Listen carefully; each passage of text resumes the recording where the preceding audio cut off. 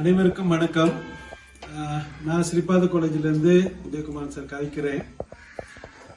இப்போ நான் புதிய சேனல் ஒன்று உருவாக்கியிருக்கிறேன் யூடியூப்ல.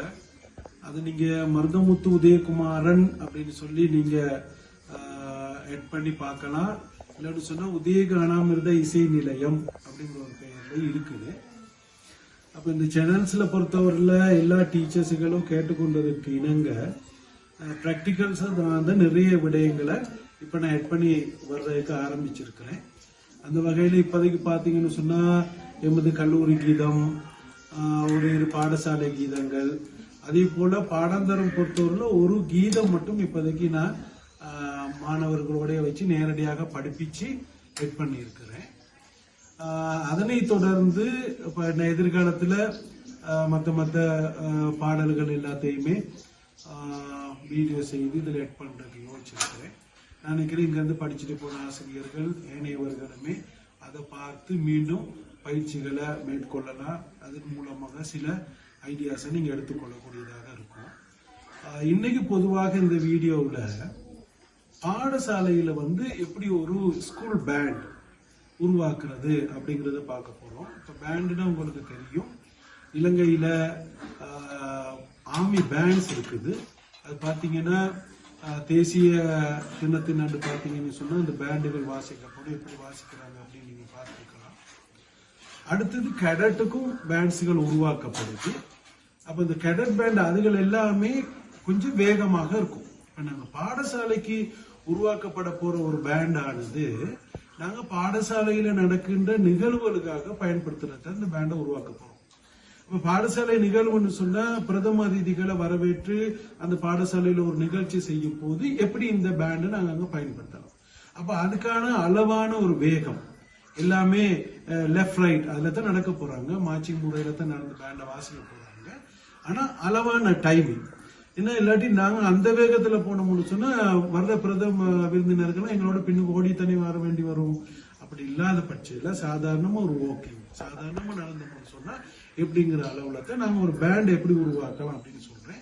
இதுக்கு முதல்ல நான் அந்த பேண்டை பத்தி சொல்லணும். இப்போ நான் பெல்லூர்ல ஹையர் டிப்ளமா செய்த போது அங்க பாத்தீங்கன்னு சொன்னா கர்நாடக சங்கீதம் இருக்கிற மாதிரியே இந்துஸ்தானி சங்கீதம், மேலத்தேய சங்கீதம் அப்படின்லாம் கோர்சஸ் அங்க இருக்குது.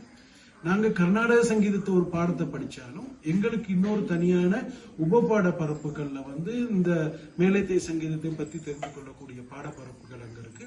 அந்த வகையில ஒரு பேண்டையும் நாங்க எப்படி பயிற்சி செய்து கொள்ளலாம் அப்படிங்கிறது அங்க கற்பிக்கப்படுது.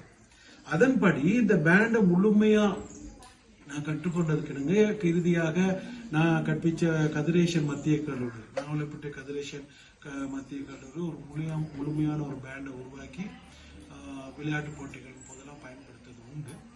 தற்போது எமது கல்வியற் கல்லூரியில் கடந்த காலங்களில் இந்த குறியிட பொருட்கள் இல்லாத பட்சத்திலும் கடந்த 5 வருடங்களாக நாங்கள் இந்த வாத்திய கருவிகள் அவ்வளத்தையுமே கொள்வனை செய்திருக்கிறோம். எனவே எனக்கிட்ட இருக்கிற விஷயங்களை இந்த மாணவர்களுக்கு கொடுத்து அனுப்பணும் அப்படிங்கிற அவாவோட தற்போது இருக்கின்ற நினைக்கிறேன் ஏற்கனவே 2-3 தொகுதி மாணவர்களுக்கு இந்த பேண்டை பத்தி நான் கற்பிச்சு அனுப்பியிருக்கிறேன்.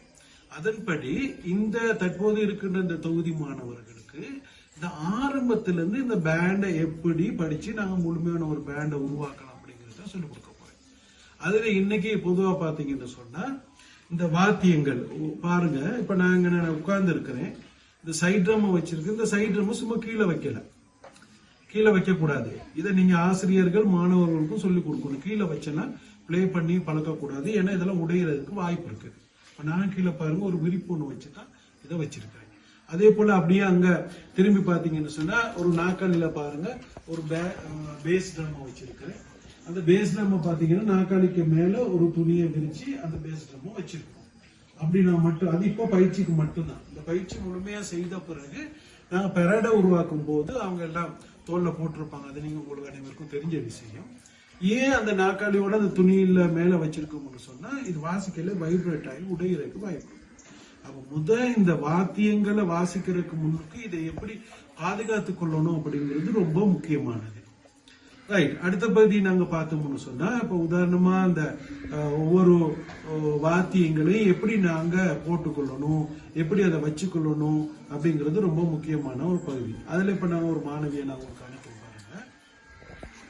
இதுதான் எங்களுடைய சைட் ட்ரம். அப்ப நாங்க இந்த பட்டி இருக்கு தானே, இந்த பட்டி என்ன செய்யணும்னு சொன்னா, இப்போ பொதுவாக பாத்தீங்கன்னு சொன்னா இங்க ஒரு டியூனர் இருக்கும். இப்போ இந்த சைட் ட்ரம் எடுத்தீங்கன்னு சொன்னா இதுல இருந்து மேல வரும்போது இது இந்த சுருதியை எல்லாம் ஒரே அளவு பிச் பண்ணி எடுக்கிறதுக்காக இந்த டியூனர் ஒன்று இருக்கும். அப்ப அதை என்ன செய்யணும், நாங்க டியூன் பண்றதுக்காக இந்த பட்டிகள் போடும்போது இது எங்களோட இந்த செஸ்டோட இருக்கிற பகுதிக்கு தான் அதை வச்சுக்கொள்ளணும். மொத்த பக்கத்து இதை வச்சு வாசிக்க கூடாது, உடைகிறதுக்கு வாய்ப்பு இருக்குது கூடுதலாவே.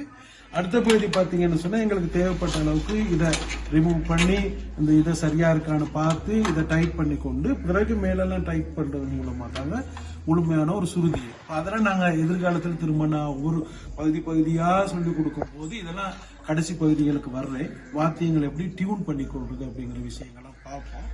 இப்ப நான் முதலாவது பார்த்தேன். எனவே இந்த நாங்கள் பட்டியை போட்டு கொண்டு வந்தோம்னா ஒரு மாணவிக்கு நாங்கள் அதை போட்டுக்கொள்ள சொல்லும் போது எப்படி போடலாம் ஏற்கனவே சொல்லி கொடுத்துருங்க பாருங்க.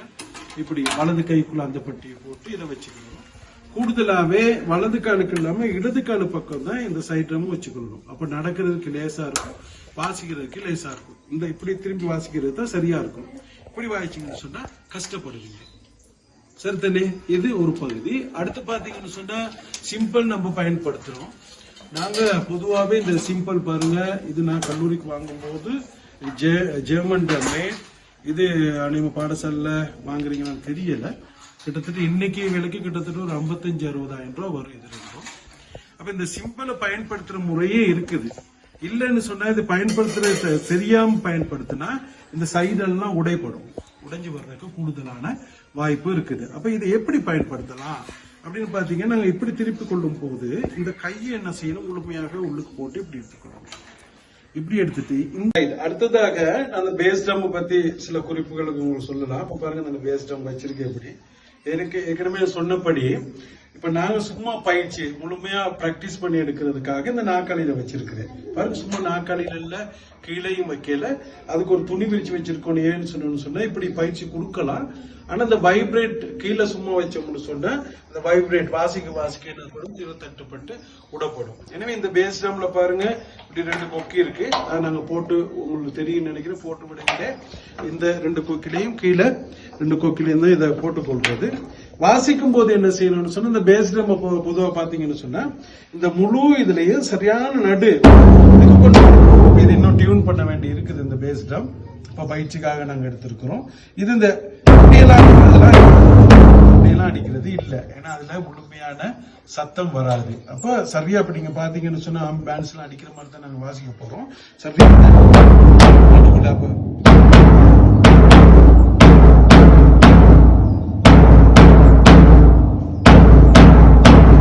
இந்த மாதிரி ஒளிநிலையோட இந்த பேஸ் ட்ரம் வாசிக்க போறோம். நினைக்கிறேன் அதுக்குரிய மாணவர்கள் நாங்க தேர்ந்தெடுத்திருக்கிறோம். அவங்களுக்கு பயிற்சி கொடுக்கும் போது எப்படி வாசிக்கிறாங்கன்னு பார்ப்போம்.